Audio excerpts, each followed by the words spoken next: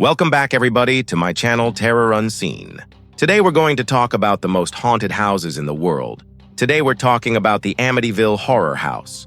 And if you like what we're doing here, go ahead and subscribe. We always appreciate it. So let's jump into today's video. On November 13th, 1975, George and Catherine DeVito were awakened in their home in Amityville, New York by screams in the middle of the night. They assumed that their son Ron had come home drunk again. Just the night before, the couple had grounded Ron for the third time that week, taking away his car keys and forbidding him from going out with his friends. Not only was their son a disappointment, he was also an embarrassment. He drank heavily, did poorly in school, and had gotten arrested twice for dealing drugs. That morning, George confronted Ron and told him that if he didn't drop out of high school and get a job, he would be forced to move out. What followed was an intense argument between father and son. Catherine tried to calm her husband down, telling him to let it go because it wasn't worth the trouble, but George was fed up with his son's constant nonsense. At around 6 a.m., George left the house to run errands in the city. Around the same time, Catherine noticed that her daughter Dawn's door was open, although she had been sleeping in her room just hours earlier. As she walked toward the room, she heard a loud bang. As she turned the corner, she saw a horrifying scene in front of her. Her daughter Dawn was lying face down on the floor in a pool of blood. In a panic, she called for her husband. When George arrived, he immediately called the police.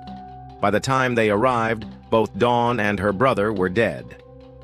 Along with them, 4 other members of the DeFeo family were also found brutally murdered in their bedrooms. Only 9-year-old John survived. When the police arrived at the scene, they found that the house was completely ransacked. Televisions were smashed, glass was everywhere, pictures had been torn off the walls, and the place looked like a tornado had just passed through it.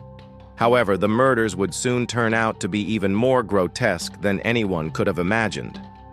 As the investigation continued, it became obvious that someone had used a shotgun to murder all 6 members of the DeFeo family in cold blood. But who would do such a thing, and why? Investigators began looking at Ron, who had been kicked out of the house for his behavior, as well as several other people who had beef with the DeFeo family. But none of them panned out. The case went cold. A year later, George and Kathy Lutz decided to sell the house. They dropped the asking price by $100,000, and still no one wanted to buy it. In March of 1977, the Lutz family moved right in.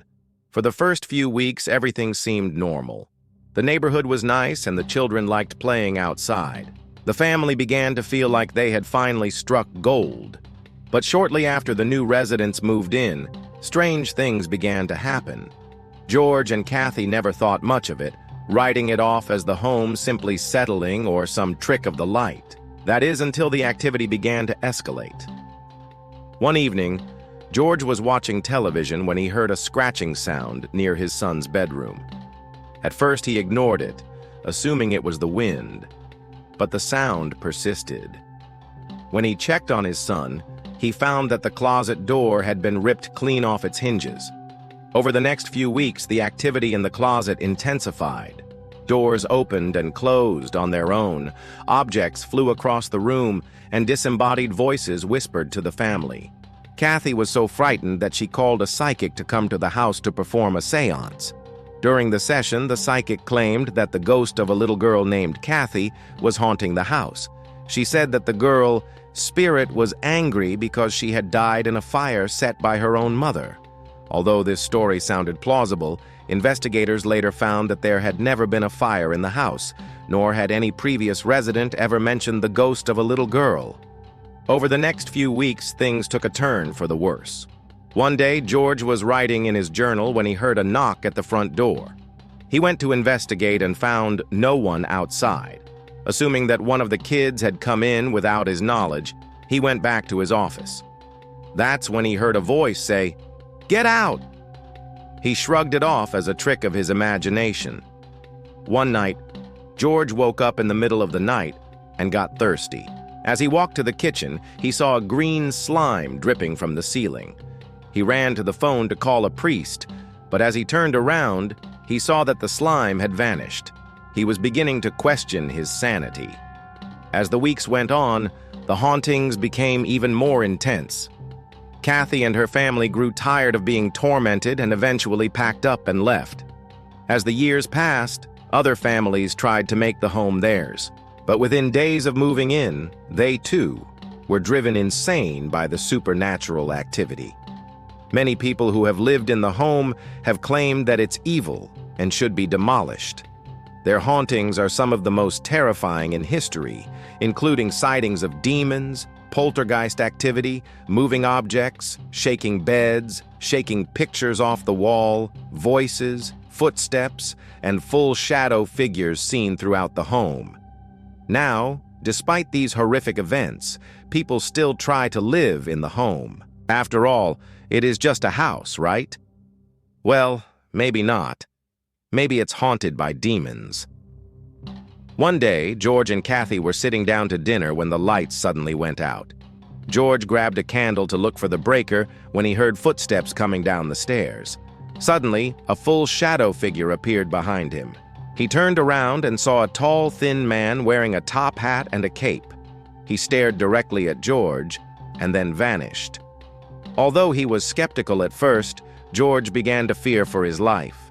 His wife and kids were also terrified, saying that they couldn't take living in a home where monsters roam free. They quickly packed up and left. To this day, no one has been able to live in the home for more than a few days. Even the mailman refuses to deliver mail to the address. Now, despite how freaky this story is, there are many skeptics who believe that the entire event was fabricated. There's absolutely no doubt that the slayings happened, but some people claim that the hauntings were made up for publicity. After all, wouldn't you want to live in a home where monsters roam free? Of course not. But some people say that that's exactly what the DeFeo family was going for. For example, the night that George and Kathy were having dinner when the lights went out, some say that it was simply a power outage. Perhaps the shadow figure was merely a trick of the candlelight. Skeptics also claim that the voices and footsteps that were heard throughout the night were actually the work of an elaborate sound system. Perhaps the house didn't have a demon in it at all. Maybe it was just a clever hoax. Still, there's something to be said about the fact that no one can live in the home for more than a few days. Could it be possible that the devil himself lurks in the walls of the house? It certainly seems like it. Thanks for watching. Do you believe in ghosts? Let me know in the comments below. If you enjoyed the video, don't forget to subscribe.